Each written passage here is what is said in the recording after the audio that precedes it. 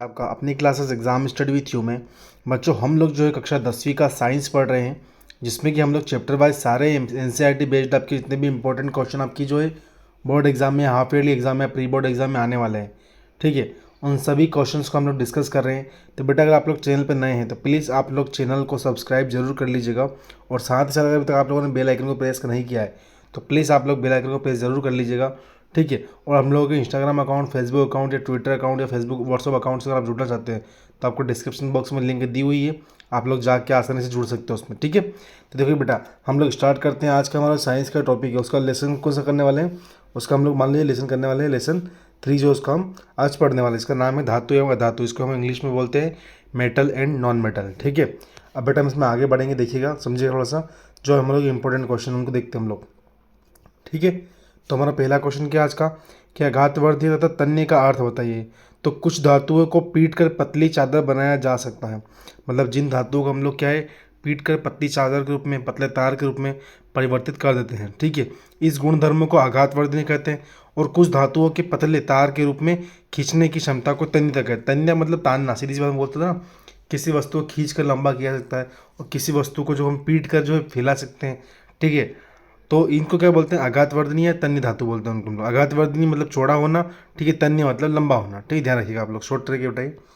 फिर पहला क्वेश्चन क्या है, सोडियम को केरोसिन में डुबोकर क्यों रखा जाता है। तो सोडियम और पोटेशियम अत्यधिक क्रियाशील धातु होती है। कैसी धातु होती है बेटा, क्रियाशील धातु होती है।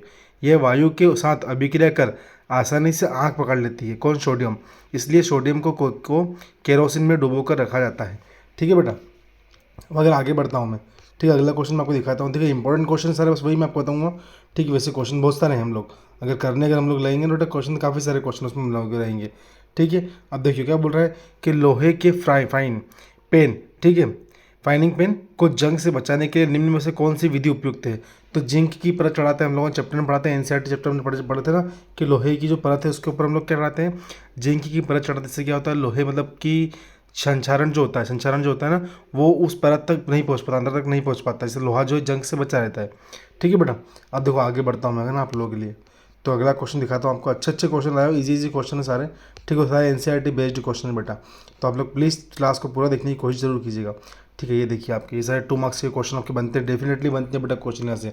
अब धातु क्या होती है, धातु वे तत्व होती है जो इलेक्ट्रॉन खोलकर धनात्मक आयन बनाते हैं। धातु के बहामतम कोश में सामान्यतः 1, 2 या 3 इलेक्ट्रॉन होते हैं, किसमें, धातु में, है ना बेटा।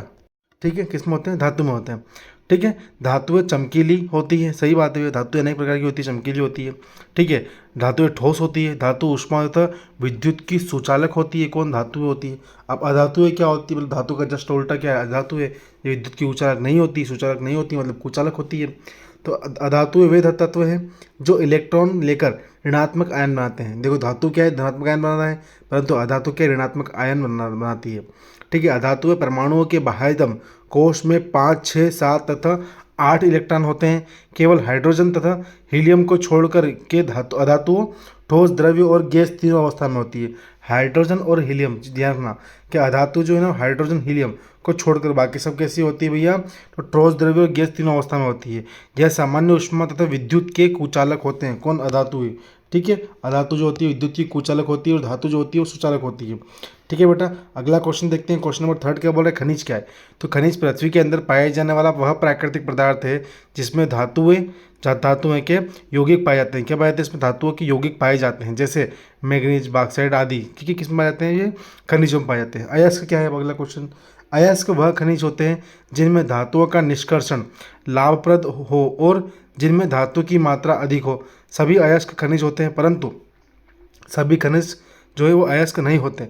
वह खनिज जो सस्ते से सस्ते विधि से किसी तत्व को प्राप्त करते हैं वह तत्व का अयस्क कहलाता है। अगला क्वेश्चन है, क्वेश्चन नंबर 5 क्या है, गैंग किसे कहते हैं। तो गैंग पृथ्वी से प्राप्त खनिज अयस्कों में मिट्टी, रेत आदि जैसे कई अशुद्धियाँ होती है जिन्हें हम लोग गैंग कहते हैं।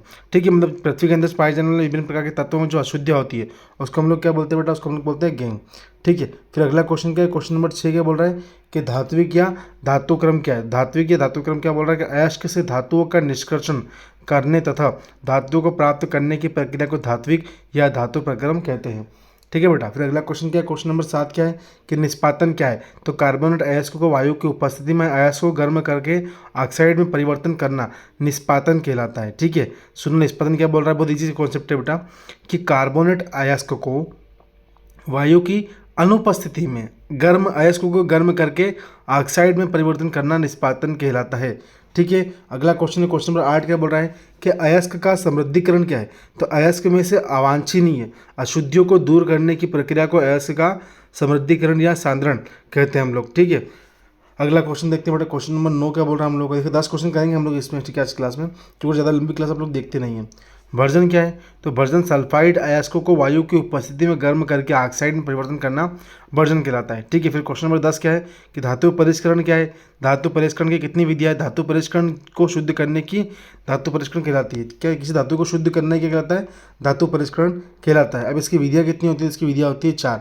कौन सा, पहला है परिसमापन, दूसरा है आसवन, ठीक है, तीसरा है विद्युत अपघटन परिष्करण, और चौथा है जोन, क्या बोल रहा है चौथा, जोन परिष्करण विधि। ठीक है बेटा, तो ये हम लोग क्या हो गए बेटा, 10 क्वेश्चन पूरे हो गए हम लोग के। उसके बाद एनसीईआरटी के हम लोग इसमें 1 वर्ड क्वेश्चन भी आप लोग के आएंगे। ठीक है बेटा, तो अगर आप लोग चैनल पर नए हैं तो प्लीज़ आप लोग चैनल को सब्सक्राइब जरूर कर लीजिएगा। और हाँ, आपको ये सारे PDF जो हम लोग के टेलीग्राम ग्रुप में मिल जाएंगे। टेलीग्राम ग्रुप की जो लिंक है वो डिस्क्रिप्शन बॉक्स में दी हुई है, तो आप लोग जाके देख सकते हो, और पूरी प्लेलिस्ट की लिंक मैं आपको दे रहा हूँ उसमें। ठीक है बेटा, जाके आप लोग जरूर देखिएगा। ठीक है बेटा, थैंक यू सो मच।